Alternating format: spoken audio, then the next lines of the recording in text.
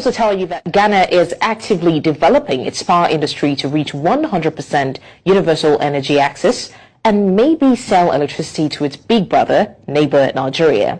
Now, the head of the Generation and Transmission Unit at the Ministry of Energy in Ghana, Hansen Money, conveyed this during his presentation in Lagos on the second day of the Nigeria Energy Leadership Summit.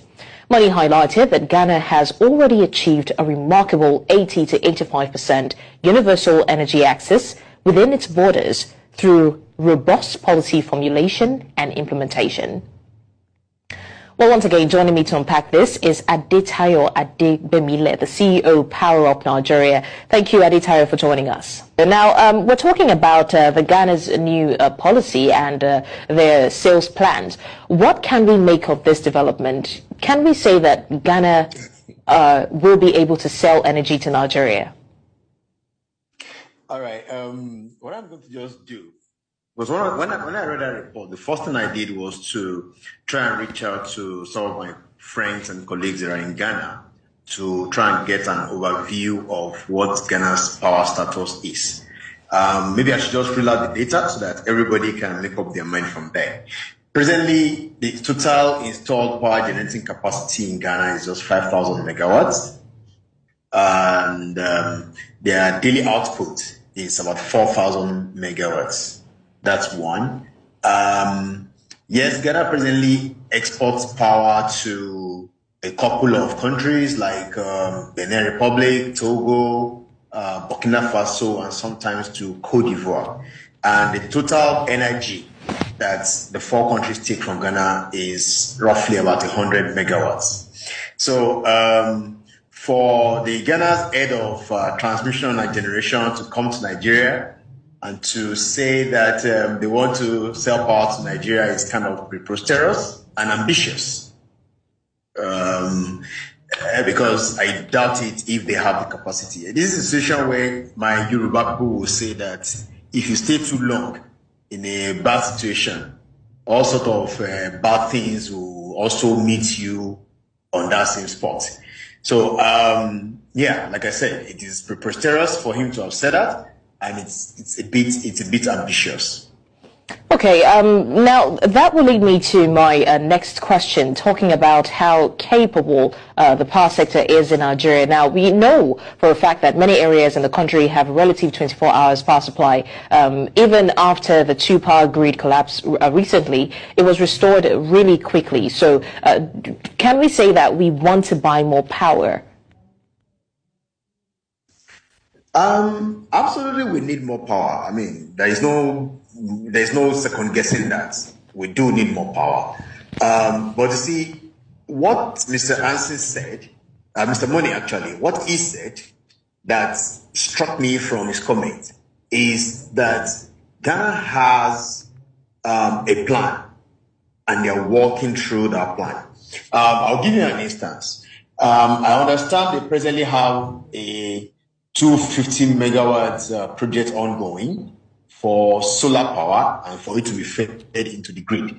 As we speak right now, the first phase of 50 megawatts has been completed and it's being fed into their national grid. There's another project that's ongoing which has about 20 megawatts also on the national grid. We don't have such landmark projects in Nigeria, unfortunately. The only renewable energy source that's on national grid happens to be our dam. And in fact, if we subject it to further interrogation, I don't think Nigeria officially recognizes our hydropower dams as renewable energy sources. So, yeah, we have pockets of locations that have good power supplies as we speak, but no, we are nowhere near meeting our energy demand, energy needs in Nigeria.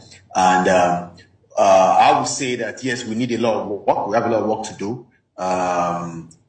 with our power sector policy. Okay, speaking of meeting energy needs, say in the nearest possible future, do you think there's a possibility that Nigeria can maintain a 24-hour power supply? Well, the interesting part of this conversation, though I have my reservation and I've expressed it in a number of on a number of platforms already, is that we have a new Minister of Power that came in and out of the blues, they started promising 20,000 megawatts in 3 years. They started promising they will focus on renewable energy. They started, and all these are statements. I mean, an average man on the street without such portfolio could also say things like that. The question is, so if you want to achieve 20,000 megawatts in 3 years, what are the policies? How do you achieve it? What's your plan? What's the roadmap to achieving that 20,000 megawatts? Part of the challenges that we are having as we speak right now is we have issues with metering. We have over 6 million consumers unmetered, and that's even being conservative because we don't even know how many people are connected to our national grid. We have problems with our wheeling capacity at TCN. We can't still do officially. We can't still do more than 7,000 megawatts. So even if all our plants, which the last minister put at 22,000 megawatts, some people have doubted it also. If all our plants decide to go live today, how do we manage this power? How do we get to the places where they need them? Those are the questions that I believe the minister should be answering and be telling us the roadmap to achieving his 20,000 megawatts projection.